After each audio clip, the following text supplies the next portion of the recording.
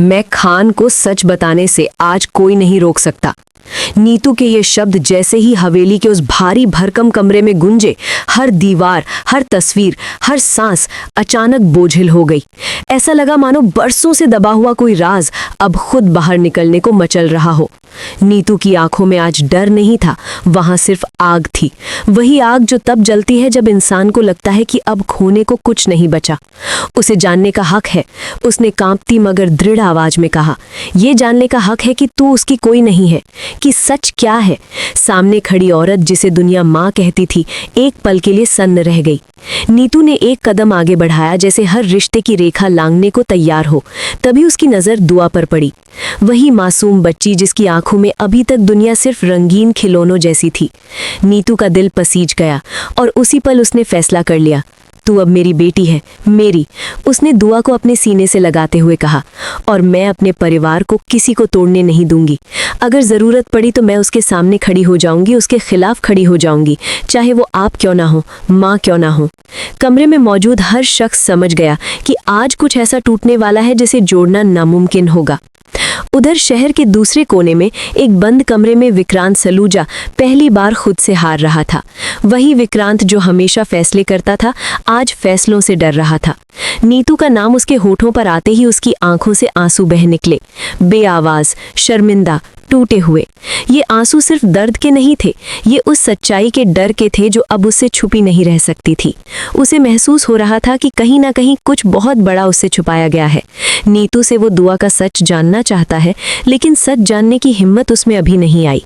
इसी बीच कहानी का रुख बदलता है। नीतू जो ऊपर से मजबूत दिख रही है, अंदर से टूट चुकी है।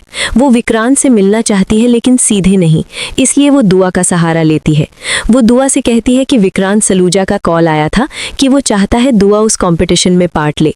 दुआ खुश हो जाती है, लेकिन उसकी माँ का चेहरा सख्त पड़ जाता है।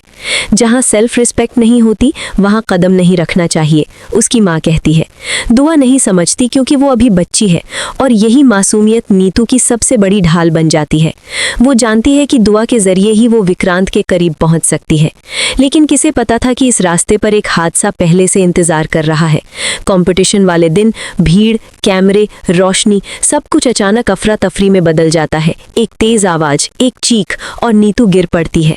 हर कोई विक्रांत की तरफ देखता है, लेकिन वो जड़ बना खड़ा रह जाता है, और तभी धैर्य आगे बढ़ता है। बिना सोचे, बिना रुके वो नीतू को संभाल लेता है। उस एक पल में नीतू को एहसास हो जाता है, जो भरोसा, जो सुरक्षा धैर्य दे सकता है, वो विक्रांत कभी नहीं दे पाया। धैर्य की आंखों में कोई शिकायत नहीं होती, बस अपनापन होता है।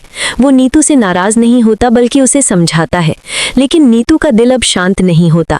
उसकी नाराजगी अंदर ही अंदर बढ़ती जाती है। वो चाहती है कि विक्रांत वापस उसकी जिंदगी में आए, लेकिन विक्रांत को अब भी ये नहीं पता कि उसकी माँ की किस हालत में है। और तभी एंट्री होती है याशिका की, जहर बनकर। वो विक्रांत के कानों में फुसफुसाती है, मन्नत ने तुम्हारी माँ की ऐसी हालत कर दी है कि तुम देख भी नहीं पाओगे। विक्रांत के अंदर कुछ टूट जाता है। उसे लगने लगता है कि मन्नत ने जानबूझकर नीतू की हालत उससे छुपाई। रानी सब जानती है कि मन्नत कितनी अच्छी है, कितनी सुलझी हुई है, लेकिन वो समझाए तो कैसे?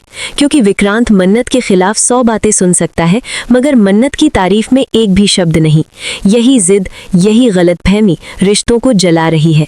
और अभी तो ये सिर्फ शुरुआत है, क्योंकि नीतू की सच्चाई, दुआ का सच और विक्रांत की आंखों से गिरने वाला पर्दा, सब कुछ अभी बाकी है। हवेली की दीवारों ने उस दिन पहली बार सच का बोझ महसूस किया। ड्राइंग रूम में जमा हर इंसान की सांसें भारी थीं, जैसे हवा तक को डर लग रहा हो कि अगर वो हिली तो कोई राज टूटकर गिर पड़ेगा। विक्रांत बीच में खड़ा था, लेकिन अब वो इस घर का मालिक नहीं लग रहा था।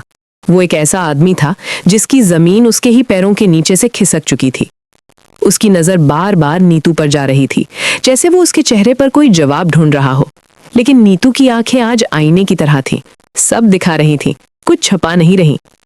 तभी मन्नत ने चुप्पी तोड़ी, लेकिन उसकी आवाज में वो पुराना जहर नहीं था, उसमें घबराहट थी। उसने कहा कि हर कहानी के 2 पहलू होते हैं, लेकिन इस बार उसकी बातों में वही भरोसा नहीं था जो कभी विक्रांत को अंधा कर देता था। रॉनी आगे बढ़ा। उसके हाथ में वो फाइल थी जिसे देखकर मन्नत के चेहरे का रंग उड़ गया।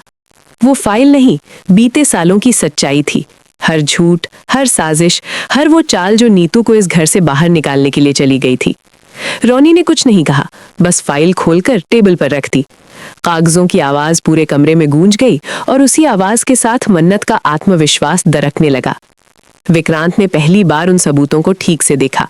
तारीखें, दस्तखत, बदले हुए बयान, हर पन्ना उसके सीने पर हथौड़े की तरह गिर रहा था।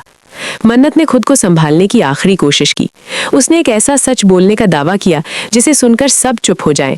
उसने कहा कि अगर नीतू वापस आई तो ये घर कभी पहले जैसा नहीं रहेगा। लेकिन नीतू मुस्कुराई, शांत, स्थिर, बिना डर के। उसने कहा ये घर पहले भी सच के साथ नहीं था। इस एक वाक्य ने पूरी हवेली को हिला दिया। विक्रांत की आंखें भर आईं क्योंकि उसे समझ आ गया कि जिस औरत को उसने कमजोर समझा था वही सबसे मजबूत निकली। तभी बाहर तेज हवा चली और दरवाजा जोर से बंद हो गया। सब चौंक गए, जैसे किस्मत ने खुद ऐलान कर दिया हो कि अब पीछे लौटने का रास्ता बंद है। मन्नत समझ चुकी थी कि अगर आज उसने कुछ नहीं किया तो वो हमेशा के लिए हार जाएगी।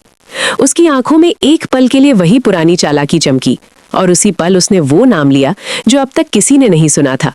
एक ऐसा नाम जो विक्रांत के अतीत से जुड़ा था। कमरे में सन्नाटा छा गया। विक्रांत के होंठ कांपने लगे।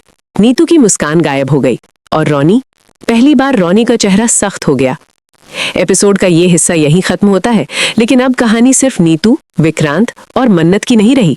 अब ये कहानी अतीत, पहचान और उस सच की हो गई है जो अगर बाहर आया तो सब कुछ जला देगा। विक्रांत घुटनों के बल बैठ गया। नीतू ने आगे बढ़कर उसे थामना चाहा लेकिन रुक गई, क्योंकि कुछ सच ऐसे होते हैं जिनमें सहारे की भी इजाजत नहीं होती। रोनी ने फाइल बंद की और सिर्फ इतना कहा, अब फैसला आपका है। विक्रांत की आंखों से आंसू गिरने लगे। ये आंसू पछतावे के नहीं थे, ये आंसू पहचान टूटने के थे। मन्नत पीछे हट गई क्योंकि उसे समझ आ गया था कि सच बोलकर उसने खुद को नहीं बचाया बल्कि खुद को ही अकेला कर लिया है। एपिसोड का आखिरी दृश्य बेहद शांत था, बहुत ज्यादा शांत। नीतू हवेली के दरवाजे के पास खड़ी थी। इस बार कोई उसे रोक नहीं रहा था। विक्रांत ने कांपती आवाज में कहा, अगर तुम चली गई तो शायद मैं खुद को कभी माफ नहीं कर पाऊंगा। नीतू ने पीछे मुड़कर देखा। उसकी आंखों में न गुस्सा था न दया, बस एक सवाल। दरवाजा धीरे धीरे बंद होता है, लेकिन ये साफ नहीं होता कि नीतू बाहर गई या अंदर रह गई। कहानी यही नहीं रुकती, क्योंकि अब लड़ाई रिश्तों की नहीं, सच और पहचान की है।